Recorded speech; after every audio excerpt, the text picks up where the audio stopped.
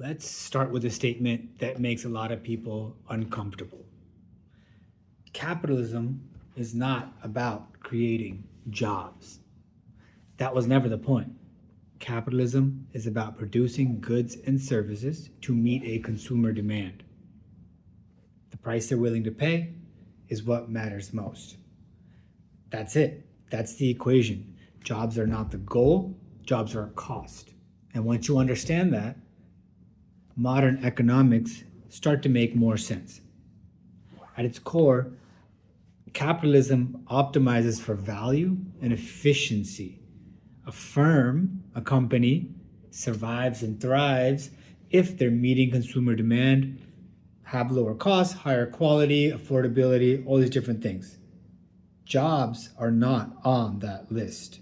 There's no variable or measure of number of jobs created, number of families fed. Labor only appears in capitalism as a cost, an input, a constraint, a cost center in financial terms. From the firm's perspective, labor is no different than any other cost. Raw materials, logistics, energy. Except in most industries, labor is the most expensive, most fragile, and most unpredictable input of all. And if you can accept that premise, then the logical conclusion is unavoidable. Any rational capitalist will attempt to reduce towards labor zero. That has to be the goal. It's not a evil capitalist corporate fat cat type situation. It's not about their feelings or their emotions. It's math. It's finance. It's capitalism. It's not a moral choice. It's an evolutionary one. Because if a firm does not automate in today's day and age, they will die. Capitalism doesn't decide to eliminate jobs. It's just rewarding the people who does because of automation. Now, here's the part that was really hard for me to accept as well. Driving labor costs to zero is not a bug of capitalism. It's actually a feature. It's actually the greatest success of capitalism. Because labor is not the goal of human life. It was just means to an end, something that I had to do to create wages and feed my family.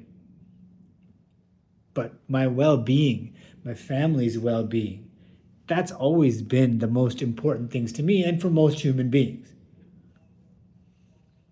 So now if machines can produce more, have less waste, have lower costs, we win.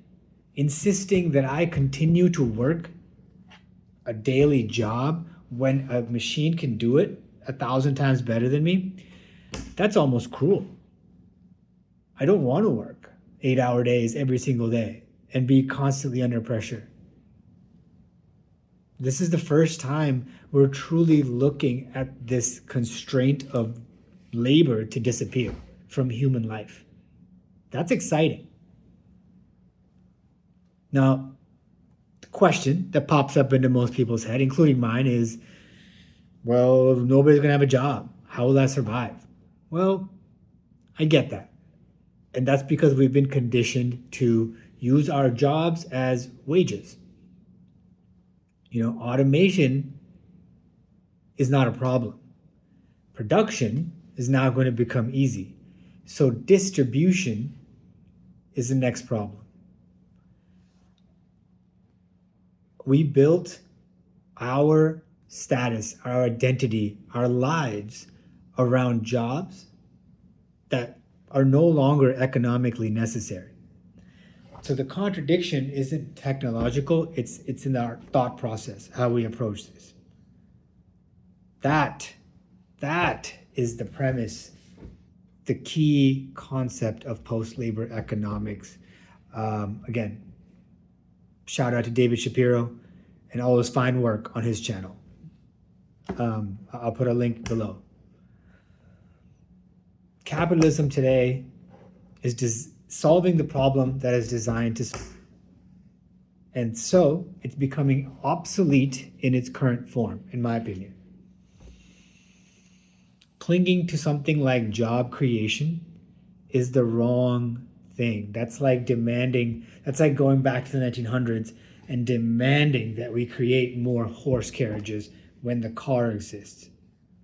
You know, it's like demanding I create more typewriters when I have a computer with Word. So this is the unresolved contradiction that we're left with.